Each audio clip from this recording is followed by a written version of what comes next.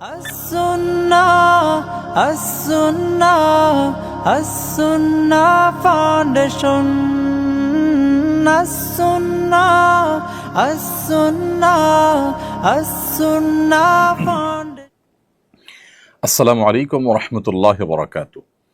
আলহামদুলিল্লাহ, সালাতু ওয়াসসালামু আলা রাসূলিল্লাহ বা'দ। সুপ্রিয় দর্শক শ্রোতা ভাই বোন, দেশ কিংবা প্রবাস যে যেখান থেকে দেখছেন, আপনাদের সকলকে সাদর আমন্ত্রণ জানাচ্ছি আস-সুন্নাহ ফাউন্ডেশনের স্টুডিও থেকে।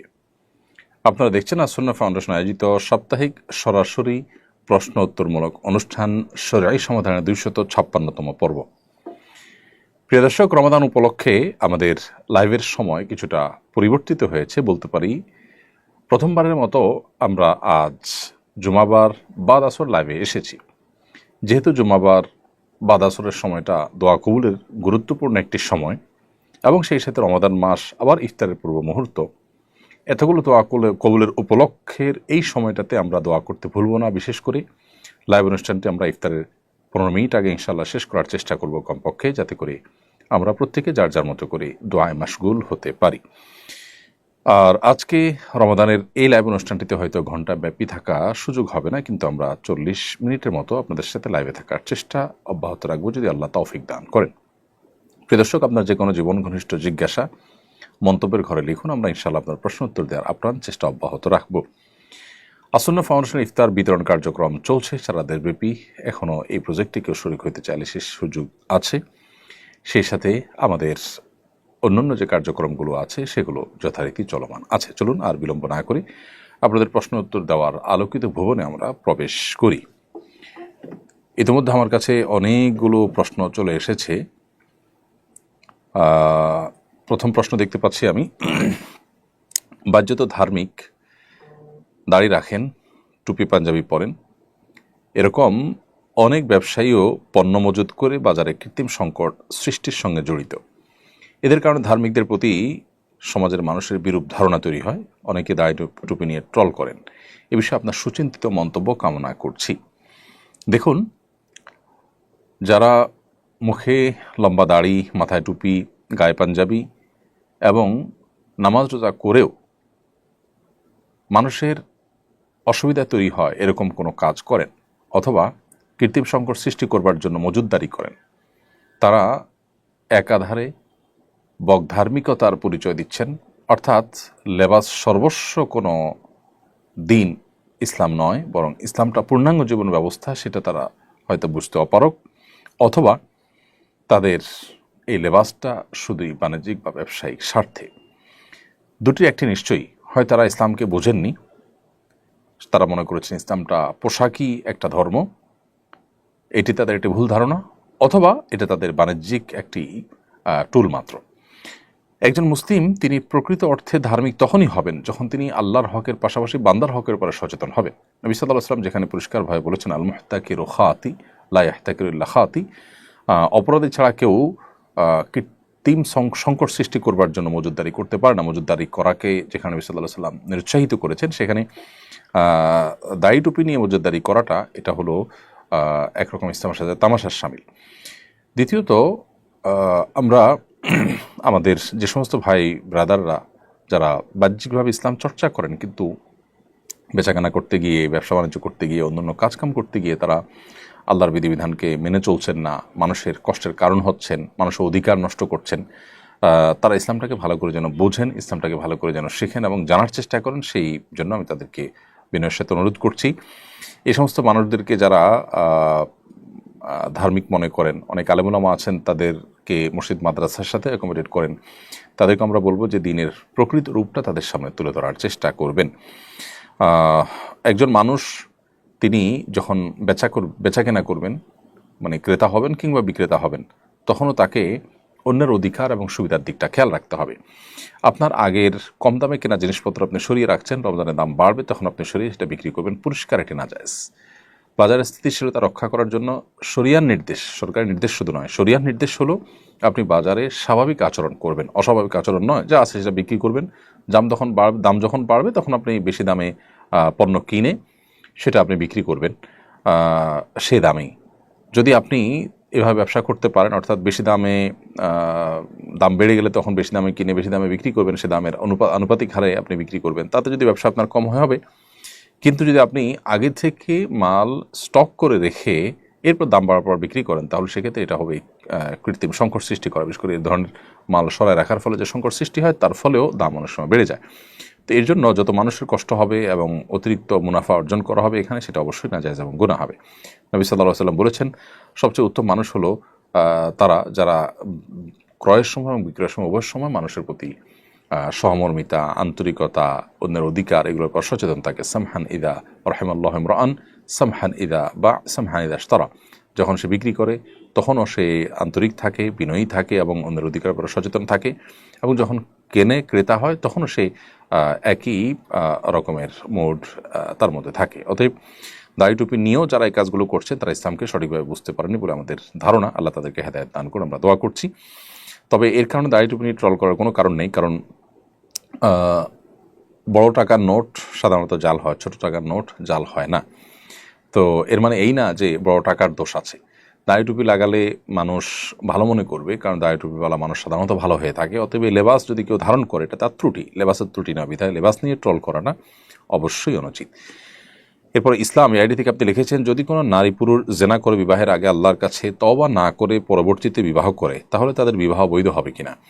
কোন নারী পুরুষ জেনা করার পর তওবা করা ছাড়া আল্লাহর কাছে তওবা করা ছাড়া তারা যদি বিবাহ করেন, তো তাদের বিবাহ বৈধ হয়ে যাবে সন্দেহাতীতভাবে।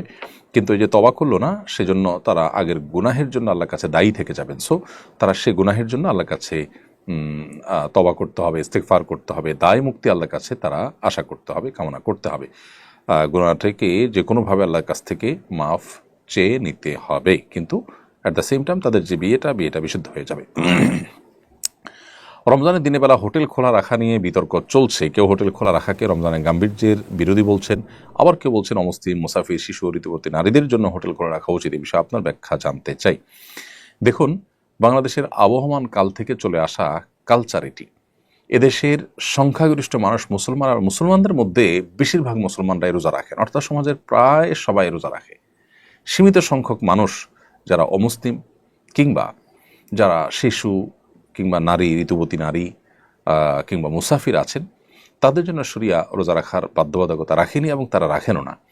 যার ফলশ্রুতিতে তাদের অধিকার বিবেচনা করে যদি হোটেল খোলা রাখা হয় এবং সেখানে রোজাদার ব্যক্তি যিনি আসলে দিনের বেলায় পানাহার থেকে বিরত থাকার চেষ্টা করছেন, তার চোখের সামনে খাবার তুলে ধরা নিশ্চয়ই তার যে মূল্যবোধ সেটার প্রতি অশ্রদ্ধা করার শামিল। সেই জায়গা থেকে হোটেল খোলা রাখা মৌলিকভাবে কোনো নাজায়েজ বিষয় নয়, বিশেষ করে যখন মুসাফির, শিশু, ঋতুবর্তী নারী এবং অমুসলিম অন্যদের কথা চিন্তা করা হবে, তখন হোটেল খোলা রাখা দোষের কিছু নয়। বাংলাদেশের মানুষরা দিনের বেলায়, বেশিরভাগ মানুষরাই, মুসলমানরাই দিনের বেলা হোটেল খোলা রাখাটাকে ভালোভাবে দেখে না, এবং এটা কেউ এখানে বল প্রয়োগ করতে আসেনি, বরং স্বপ্রণোদিত হয়ে এই কালচার বাংলাদেশে যুগ যুগ ধরে চলে আসছে। স্বপ্রণোদিত কালচার এবং স্বপ্রণোদিতভাবে মানুষ এটি করে রোজাদারদের প্রতি শ্রদ্ধা রেখে। কারণ একজন মানুষ রোজা রেখে দিনের বেলায় পানাহার করাকে তিনি গুনাহ মনে করছেন, আল্লাহ নির্দেশের কারণে তিনি খাচ্ছেন না, পানাহার করছেন না, সেখানে তার সামনে লোভ হতে পারে সেভাবে করে খাবার গুলাকে ওপেন তার সামনে তুলে ধরা, এটা তার যে আপনার মূল্যবোধ বা তার যে বিশ্বাস সেটার সাথে কিছুটা সাংঘর্ষিক হয়। সেজন্য স্বপ্রণিত এটি চলে আসছে। অতএব এই কালচারকে আমি চাপিয়ে দেওয়া কোনো কালচার তো বলতে পারি না। সো এটাকে যারা বিরোধিতা করছেন, তারা আমি মনে করি যে তারা যে কালচারাল ওয়ার বা কালচারাল বা সাংস্কৃতিক যুদ্ধ সেটা তারা চাপিয়ে দিতে চাচ্ছেন, একটা সংঘর্ষ তৈরি করতে চাচ্ছেন অহেতুক। আমি যতটুকু জানি বাংলাদেশের বিভিন্ন প্রান্তে হোটেল, চায়ের দোকান, বিভিন্ন কিছু খোলা থাকে, একটু পর্দা দিয়ে রাখা হয় যাতে করে রোজাদার যারা আছেন তাদের জন্য অসুবিধা তৈরি না হয়। তাছাড়া যারা অসুস্থ ব্যক্তি, তাদের তো রোজা না রাখার সুযোগ আছে, তারা সেখানে পানাহার করবেন, অন্য কেউ দেখে তাদের প্রতি ধারণা পোষণ করবে না যে তারা মুসলমান হয়ে রোজা রাখেননি। তাহলে পারপাস তো সার্ভ হয়ে গেল। এখানে আলোচনার ইস্যুটা কেন তৈরি হলাম ঠিক বুঝলাম না। দোকান খোলা থাকছে, বিশেষ করে ট্যুরিস্ট স্পটগুলোতে, যেখানে যেখানে আপনার যাদের রোজা রাখার সুযোগ আছে তাদের অপশন আছে। অমুসলিমদের প্রধান এরিয়াগুলোতে রোজা আপনার হোটেল খোলা রাখলে তারা খেলে, এটা নিয়ে মুসলমানরা কেউ তো খারাপভাবে দেখেও না, বলেও না। কোনো মুসলিম রোজার মাসে দিনের বেলায় তিনি হোটেল খোলা রেখে যদি খান, তাহলে আজও পর্যন্ত কোনো মুসলমান তাকে খারাপভাবে দেখেনি, বলেও নি। সো আমি মনে করি যে এখানে রোজা রেখে রোজার মাসে হোটেল গণহারে খোলা রাখার যে দাবি সেটা অবান্তর।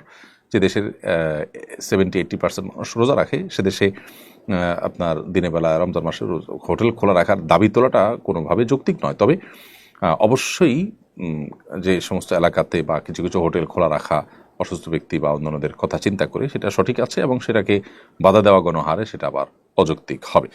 সম্প্রতি ঢাকা বিশ্ববিদ্যালয়ে এক ব্যক্তি এক নারীকে যথাযথভাবে ওড়না পরার কথা বলে ভাইরাল হয়ে যায়।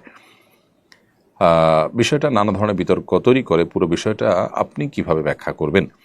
দেখুন, পুরো ঘটনা, ওড়নাকাণ্ডের পুরো ঘটনার অ্যাকচুয়াল চিত্র কি ছিল সেটা আমি নিজেও জানি না, এবং আমার মনে হয় যে নিরপেক্ষ তদন্তের মধ্য দিয়ে পুরো ঘটনার প্রকৃত রহস্য বা এক্স্যাক্টলি কি তিনি কি বলেছেন, কতটা দোষ করেছেন না আদৌ করেননি, সে বিষয়গুলো ফুটে উঠবে।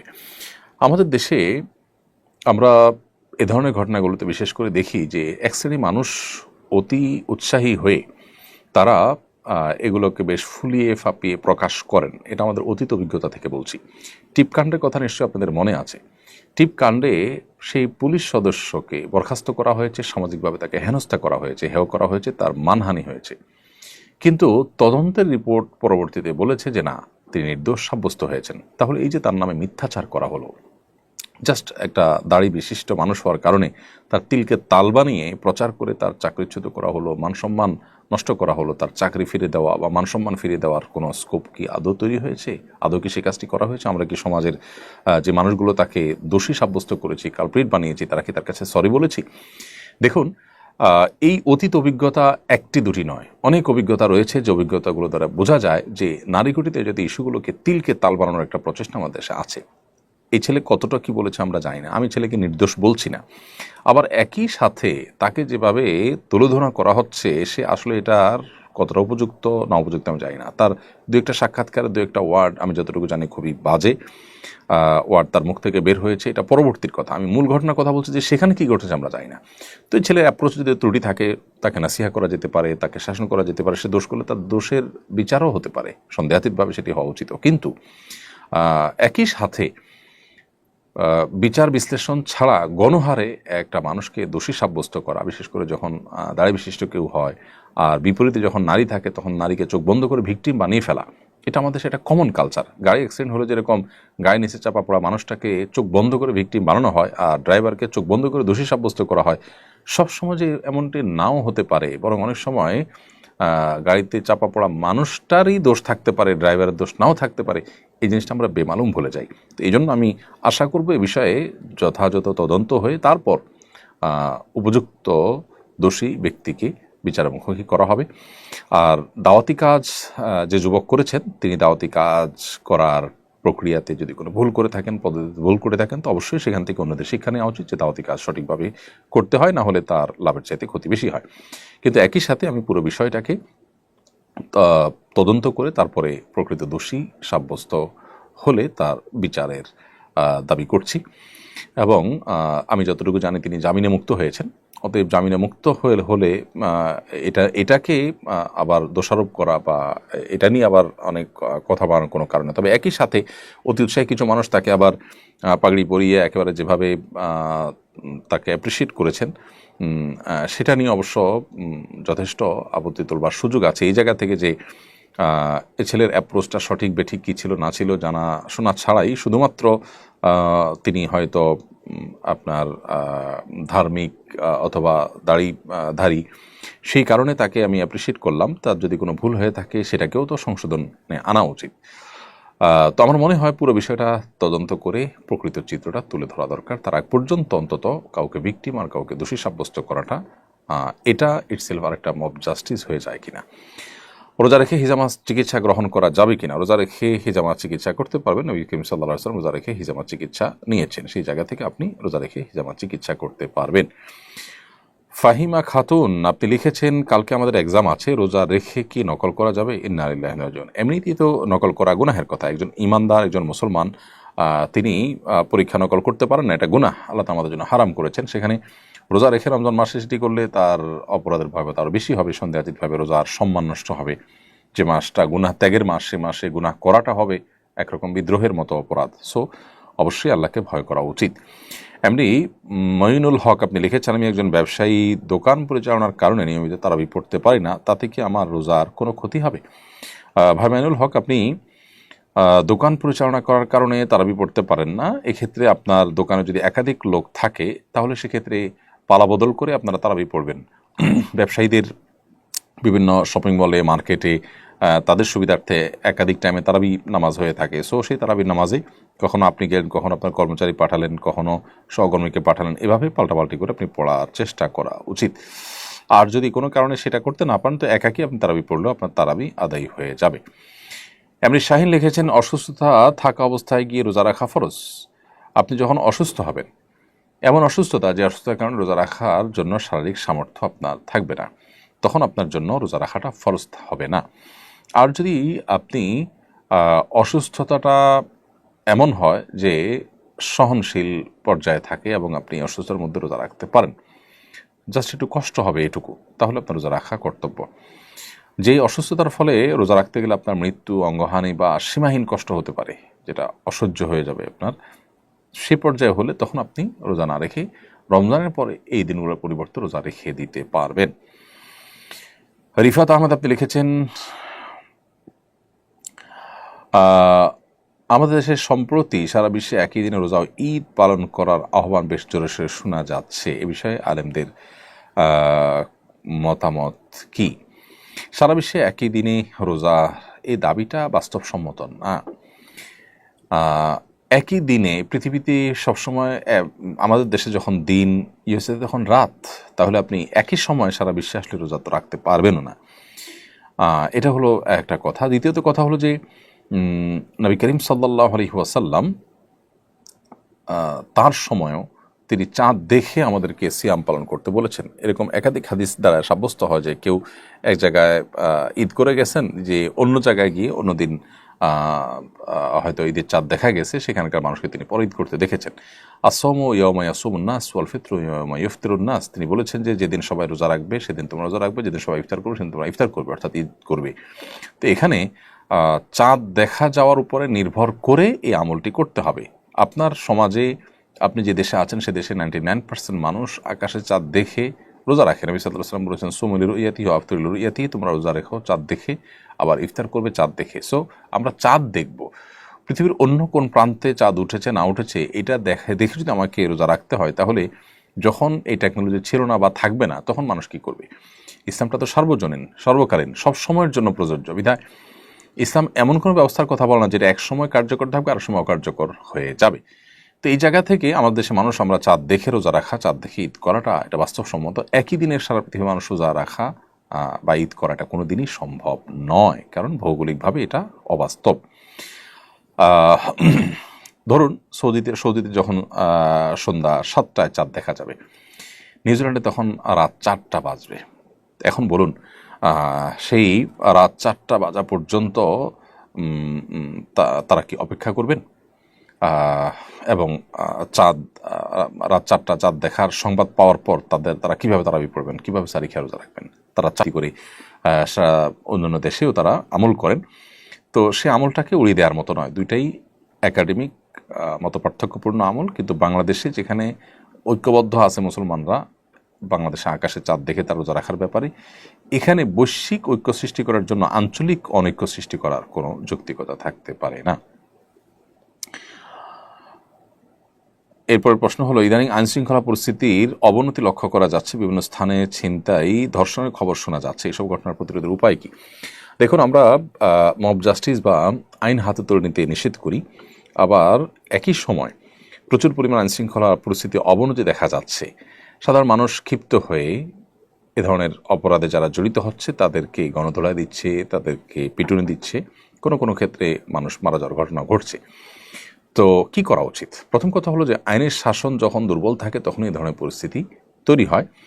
সাধারণ মানুষ, আমি বলছি না যে তারা লেজ গুটিয়ে বা হাত পা গুটিয়ে তারা বসে থাকবে বাসায়, বরং এ ধরনের পরিস্থিতিতে সাধারণ মানুষ স্বপ্নদিত হয়ে বিভিন্ন এলাকায় অপরাধীদেরকে শনাক্ত করা, তাদেরকে ধরা, এটার জন্য তারা উদ্যোগ নিতে পারেন। বিশেষ করে মসজিদ ভিত্তিক উদ্যোগ হতে পারে যে মসজিদের এলাকাতে মুসল্লিরা নিজেরা ভাগ ভাগ হয়ে পাহারাদারি করলেন, দিনে রাতে কারা এ সমস্ত করছেন তাদেরকে ধরে আইনের আওতা নিয়ে আসা। তারা যদি ধরপাকড় করে পুলিশে সোপর্দ করেন তাহলে সেক্ষেত্রে বিচারের মুখোমুখি হতে পারে এবং অনেকটা আতঙ্কিত হয়ে যাবে অপরাধীরা যখন সবাই সতর্ক হবে। আমার মনে হয় এটা আশু সমাধান। আর স্থায়ী সমাধান তো সন্দেহভাবে আমাদের আইনের যে শাসন সেটাকে শক্তিশালী করে। একটা দেশ অস্থিতিশীল হলে আমরা সবাই ক্ষতিগ্রস্ত হব। সেই জায়গা থেকে আমাদের সবারই উচিত দায়িত্বশীল আচরণ করা। আর যদি আইন হাতে তুলে দেওয়ার মতো ঘটনা ঘটে তাহলে যেটা হবে যে আজকেই কোনো একটা পত্রিকা দেখলাম যে কোনো দম্পতি তারা কোনো একটা রিসোর্ট বা এরকম কিছু কুয়াকাটার দিকে সম্ভবত সেখান থেকে তারা বের হয়েছেন এবং তাদেরকে অবৈধ সম্পর্ককারী মনে করে গণপিটুনি দেওয়া হয়েছে। পরবর্তীতে জানা গেল তারা স্বামী স্ত্রী, তাদের কথাই তাদেরকে শুনতে দেওয়া হয়নি এবং তাদের কথা বিশ্বাস করা হয়নি। তো এইভাবেই সবাই যদি যার যার মতো করে বিচার করা শুরু করি আমরা, বা সবাই যদি আইন হাতে তুলে নিই, তাহলে সেক্ষেত্রে অনেক অনভিপ্রেত ঘটনা ঘটবে এবং বিশৃঙ্খল হবে। এই জন্য আইনশৃঙ্খলা পরিস্থিতির অবনতিতে আমরা এলাকায় পাহারাদারির ব্যবস্থা করতে পারি স্বপ্রণোদিত হয়ে। এতে আমরা সওয়াব লাভ করবো, আল্লাহর কাছে আজরের আশায় করলে আমরা আজর পাবো, বিনিময় পাবো ইনশাআল্লাহ। সেই সাথে এটার একটা আশু সমাধানের পথ হতে পারে। প্রিয় দর্শক, দেখতে দেখতে অনুষ্ঠানে আমরা ছোট্ট একটি বিরতিতে যাওয়ার সময় হয়েছে। বিরতির পর আবার ফিরে আসবো, আশা করছি আমাদের সঙ্গে থাকবেন ইনশাআল্লাহ তাআলা। সুন্নাহ ফাউন্ডেশন মসজিদ কমপ্লেক্স ও ইসলামিক সেন্টার একটি লালিত স্বপ্ন। ইনশাআল্লাহ শিক্ষা, সেবা ও দাওয়া সহ ফাউন্ডেশনের বহুবিধ কার্যক্রমের কেন্দ্র হবে এই কমপ্লেক্স। ঢাকার নতুন বাজারের অদূরে কেনা জমিতে শীঘ্রই নির্মাণ কাজ শুরু হবে ইনশাআল্লাহ। সাদাকায়ে জারিয়ামূলক এই প্রকল্পে শরীক হতে পারেন আপনিও।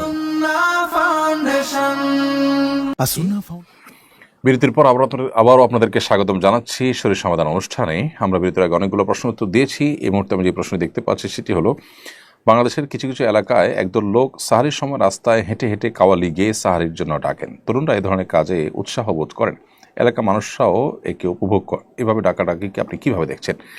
যদি খালি গলায় কাওয়ালি গান, তার গানের কথার ভিতরে খারাপ কিছু না থাকে, তাহলে মৌলিকভাবে গাওয়া দোষের নয়। আর এভাবে ডাকাডাকিতে মাইকে আপনার যে উচ্চস্বরে ডাকাডাকি হয়ে থাকে সেটার তুলনায় এটা সহনীয় এবং এটাতে যারা রোজা রাখবেন না, অন্য ধর্মাবলম্বী কিংবা অসুস্থ ব্যক্তি কিংবা ঋতুবতী নারী বা শিশু, তাদের যে খুব বেশি ডিস্টার্ব হয় তাও না। কারণ খালি গলা এই ধরনের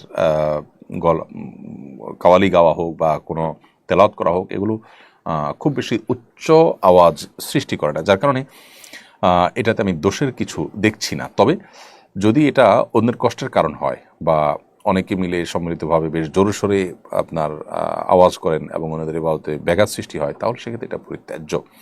দেখতে হবে যে এটার মাত্রাটা কী এবং কী পদ্ধতিতে করা হচ্ছে। মৌলিকভাবে যদি মাত্রাজ্ঞান মাথায় রেখে এবং মিউজিক ছাড়া এটা করা হয়, তাহলে সেক্ষেত্রে নাজায়েজ হওয়ার কোনো কারণ নেই।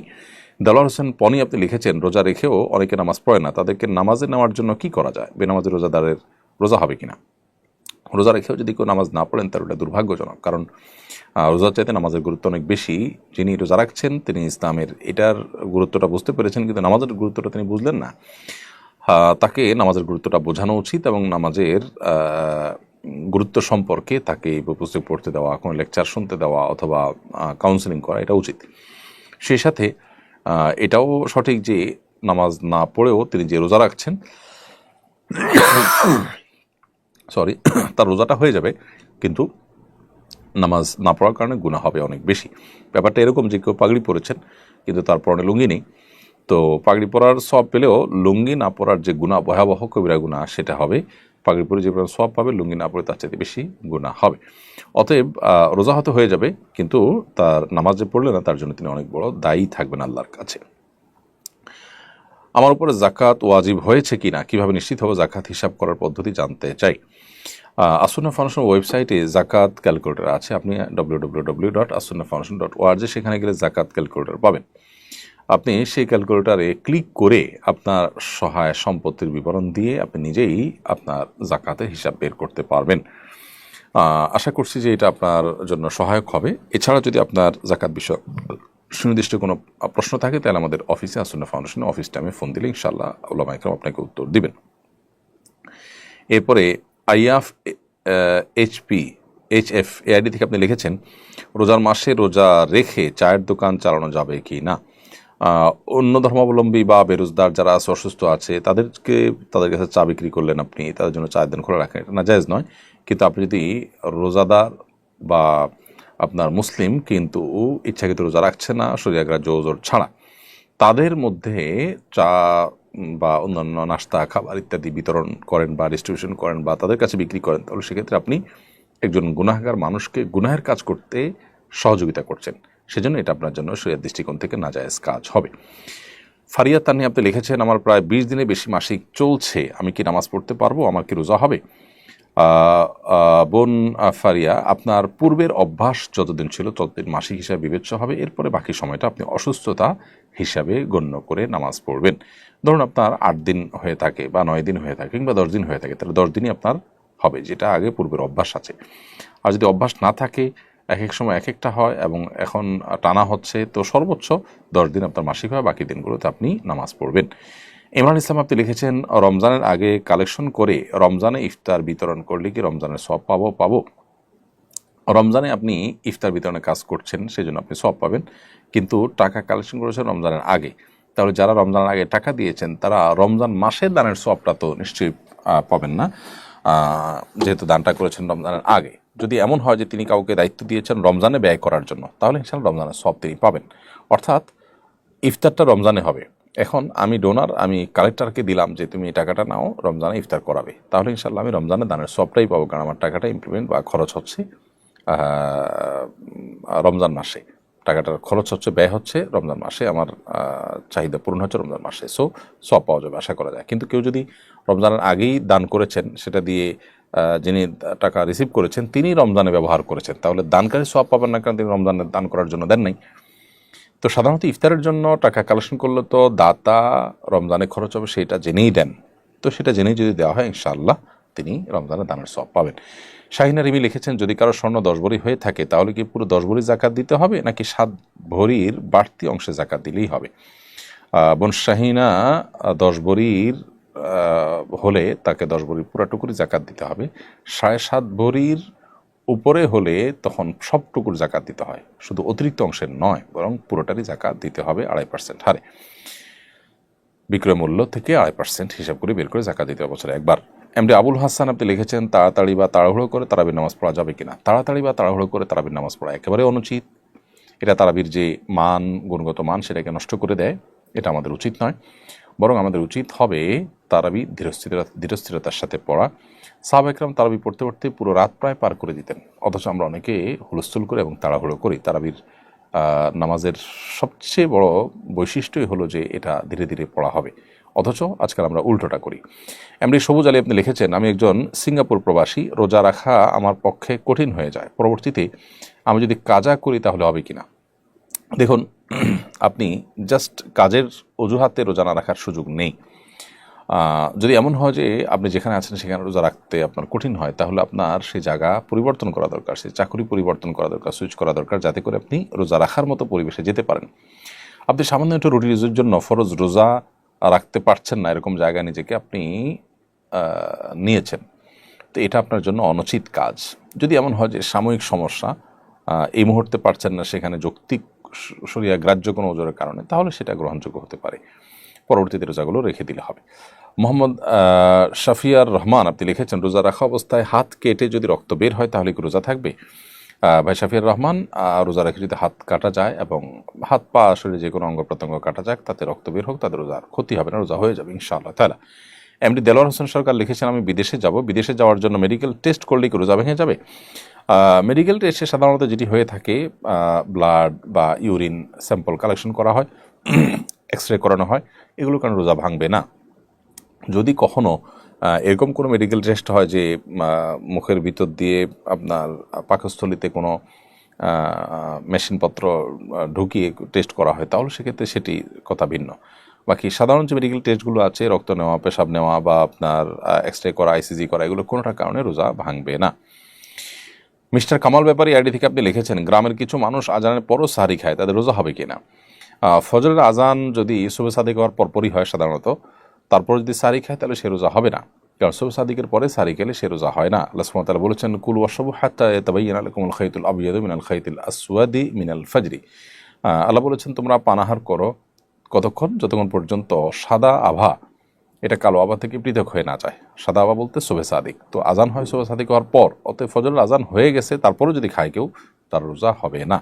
মূলত আজান দেওয়া অবস্থাতে যদি কারোর হাতে খাবার থাকে, তারপরে নবী সাল্লাল্লাহু আলাইহি ওয়াসাল্লাম সেটা শেষ করতে বলেছেন। এটা হলো সাহারির আজান, যেটা ফজরের নামাজের আগে হয়ে থাকে, সেটার কথা। নাইম আহমেদ আপনি লিখেছেন, হুজুর রোজা অবস্থায় চুল নখ কাটা যাবে কি না?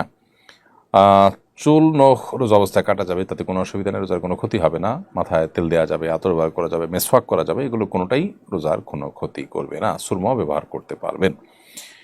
এরপরে নুজহাতুর রহমান আপনি লিখেছেন, বাড়িতে হাফেজার সাথে মহিলারা খতম তারাবি পড়তে পারবে? পারলে কীভাবে পড়বে?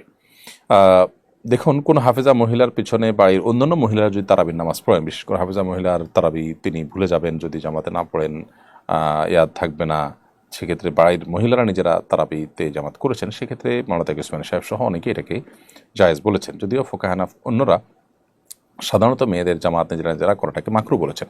আমাদের আয়েশা সহ বিভিন্ন মহিলা সাহাবীদের দ্বারা জামাতের সাথে সালাত আদায় করার বিষয়টি সুসাব্যস্ত আছে, সেজন্য সৌদের উলামা ইকরাম এটিকে জায়েজ বলেন।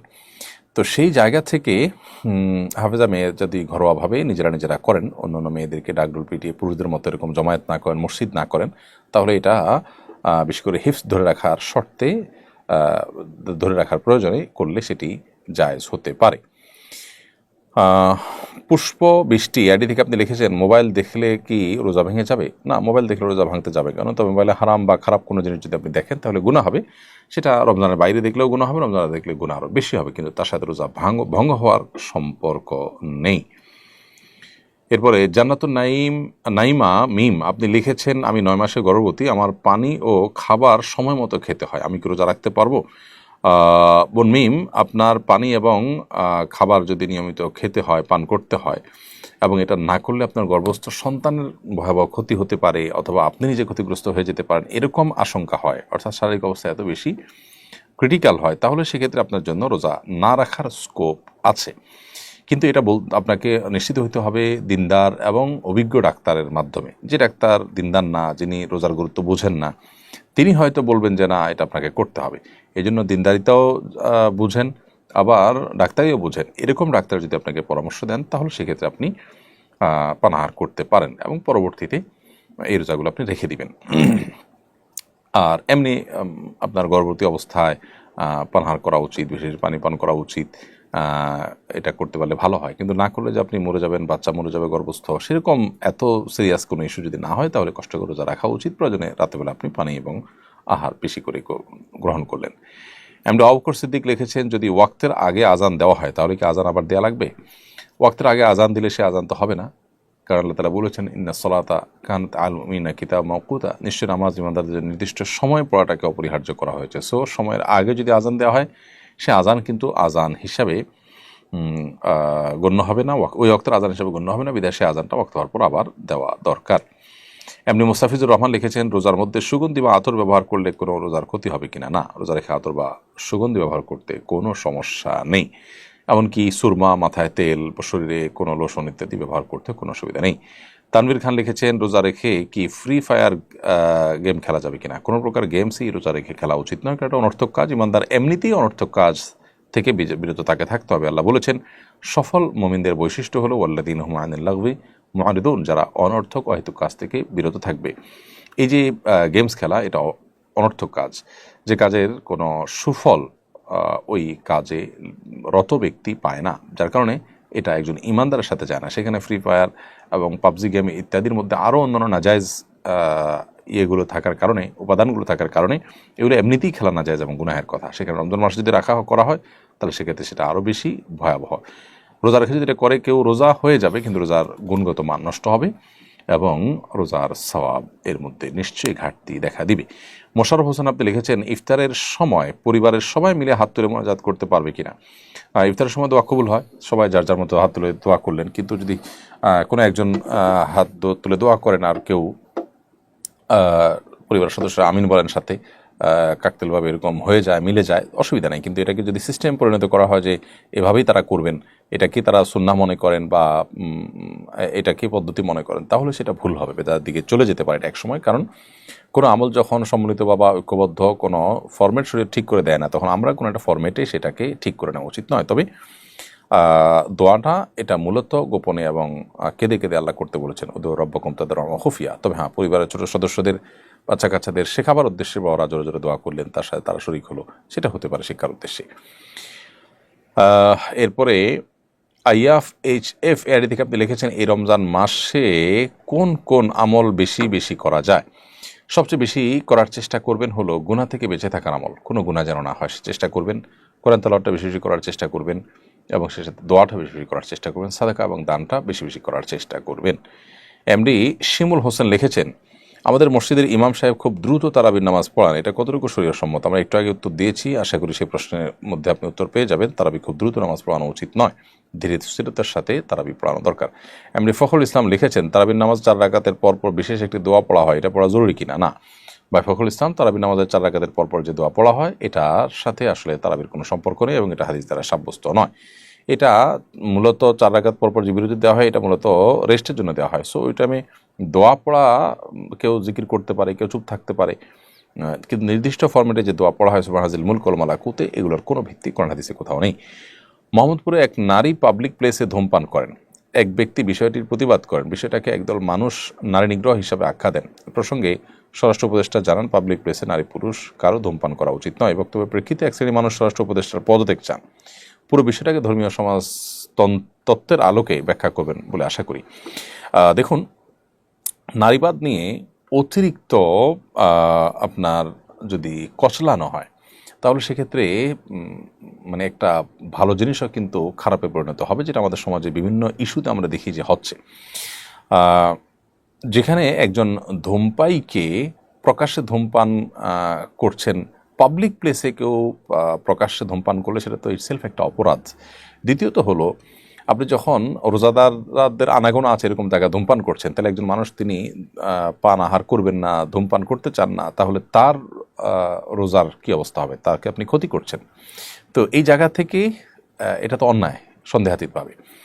মুসলিম প্রধান দেশে বা যে দেশে মানুষ এভাবে দিনের বেলায় কেউ কারোর সামনে পানাহার করে না, সেই কালচারটা এখানে প্রতিষ্ঠিত আছে, সেখানে আপনি এতটুকু শ্রদ্ধা যদি এখানকার ধার্মিক, এখানকার রোজাদারদের প্রতি না রাখেন, তাহলে সেক্ষেত্রে আপনি তো সমাজের মানুষের যে কালচার বা তাদের কৃষ্টি, তাদের যে ধর্ম, এটার প্রতি শ্রদ্ধাই প্রদর্শন করছেন না।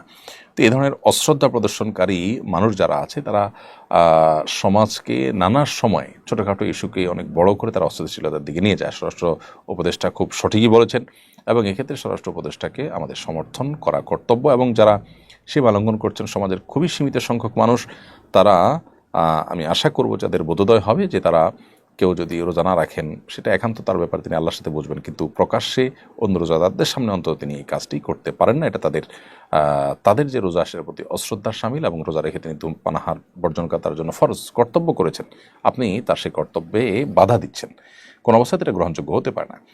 এমডি শুভ এফআইডি থেকে লিখেছেন, আমার প্রচণ্ড কোমর ব্যথা 2 বছর ধরে। কোমর ব্যথার কারণে আমি সাধারণভাবে বসে নামাজ পড়তে পারি না, চেয়ারে বসে নামাজ পড়ি, আমার নামাজ হবে কিনা? কোমর ব্যথা যদি অনেক বেশি হয়, সীমাহীন হয়, তাহলে সেক্ষেত্রে আপনি চেয়ারে বসে নামাজ পড়লে নামাজ হয়ে যাবে। তবে যেটুকু দাঁড়াতে পারেন সেটুকু আপনার দাঁড়ানোর চেষ্টা করা উচিত। উইলিয়াম ওয়ার্ডসওয়ার্থ এই আদি থেকে আপনি লিখেছেন, জামাতে তারাবির নামাজ আদায় করার সময় সূরা ফাতিহার পর কি অন্য সূরা মুক্তাদি কেউ পড়তে হবে নাকি হুজুর পড়লেই হবে? দয়া করে জানাবেন। জামাতে তারাবির নামাজ আদায় করার সময় সূরা ফাতিহার পর অন্য সূরা যখন পাঠ করা হবে মুক্তাদির, আমরা তখন মনোযোগ সহকারে শুনবো। যখন উচ্চস্বরে পড়া হচ্ছে তখন আমরাও শুনবো, আমরা আর পড়বো না সেটার সাথে। কারণ আল্লাহ তাআলা বলেছেন, ওয়াইদা কুরিয়াল কুরআন ফাসতামিউ লাহু ওয়া আনসিতু, তোমরা যখন কোরআন পাঠ করা হয় তখন মনোযোগ দিয়ে শুনবে এবং চুপ থাকবে। এই জন্য মনোযোগ দিয়ে শুনতে হবে এবং চুপ থাকতে হবে এই সময়টাতে। এমডি শোয়েব আলী ইসলাম লিখেছেন, রোজা রেখে খবর দেখা যাবে কিনা? যাবে, যদি জায়েজ খবর হয়, যদি খবরের দৃশ্য হারাম হয়, না জায়েজ হয়, তাহলে সেটা দেখাতেও সর্বাবস্থা না জায়েজ। সিনথিয়া মনি আপনি লিখেছেন, স্ত্রী কি স্বামীকে যাকাত দিতে পারবে কিনা? স্ত্রী তার স্বামীকে যাকাত দিতে পারবে না ফুকাহ হানাফের মতে। কারণ স্বামীকে জাকাত দিলে দিন শেষে তার কাছে ফিরে আসবে। কিন্তু যদি স্বামী নিঃস্ব হন, অভাবী হন, যেহেতু স্বামীর ভরণ পোষণ দেয়া স্ত্রীর কর্তব্য নয়, সেই জায়গা থেকে স্ত্রী স্বামীকে জাকাত দিতে পারবেন। বিষয়টা নিয়ে আরেকটু খোলাসা করে আলাদা কোনো স্বতন্ত্র ক্লিপ আমরা দেখি ইনশাআল্লাহ বলার চেষ্টা করব। এমনি রিফাত আপনি লিখেছেন, মসজিদ কাছে কয়েকজন মিলে বাড়িতে জমায়েত করলে কি নামাজ হবে? মসজিদ কাছে হলে মসজিদে গিয়ে নামাজ পড়া কর্তব্য। কারণ একটি হাদিস রয়েছে, লা সলাত আলি জাল মসজিদ ইল্লা ফিল মসজিদ। হাদিসের সনদ নিয়ে কিছুটা দুর্বলতা থাকলেও মৌলিকভাবে অন্য হাদিসের আলোকে এর অর্থটা ঠিকই সাব্যস্ত। সেটি হলো জামাতের সালাত মসজিদে আদায় করা উচিত, কোনো গ্রহণযোগ্য ওজোর ছাড়া বাসা নামাজ পড়া উচিত না। মসজিদে অনেক দূরে যেতে পারছেন না, বিশেষ কোনো ওজোর আছে, এটা ভিন্ন কথা, কিন্তু কোনো বিশেষ গণশরীয়াগ্রাহ্য ওজোর ছাড়া এরকম করাটা অনুচিত যে আপনি আপনার বাড়িতে বাসা বাড়িতে নামাজ পড়লেন। প্রিয় দর্শক, যেহেতু ইফতারের সময় ঘনিয়ে আসছে এবং সেই সাথে আজকে জুমার দিন আসরের পরে দোয়া কবুল হয়, আমরা শেষ সময়টাতে ইফতার এক মুহূর্তে দোয়াতে মাশগুল থাকা দরকার। সেজন্য আমরা লাইভ অনুষ্ঠানটিকে এখানেই শেষ করছি। আল্লাহ তৌফিক দিলে পরবর্তী লাইভে আপনাদের সাথে দেখা হবে। সে পর্যন্ত সবাইকে আল্লাহ তাআলা ভালো রাখুন, নিরাপদে রাখুন, সুস্থ রাখুন। জাযাকুমুল্লাহ খাইরা। আসসালামু আলাইকুম ওয়া রাহমাতুল্লাহি ওয়া বারাকাতুহু। আসুন্নাহ ফাউন্ডেশন, উম্মার স্বার্থে সুন্নাহর সাথে। আসুন্নাহ ফাউন্ডেশন, উম্মার স্বার্থে সুন্নাহর সাথে। আসুন্নাহ ফাউন্ডেশন, উম্মার স্বার্থে সুন্নাহর সাথে। আসুন্নাহ ফাউন্ডেশন, উম্মার স্বার্থে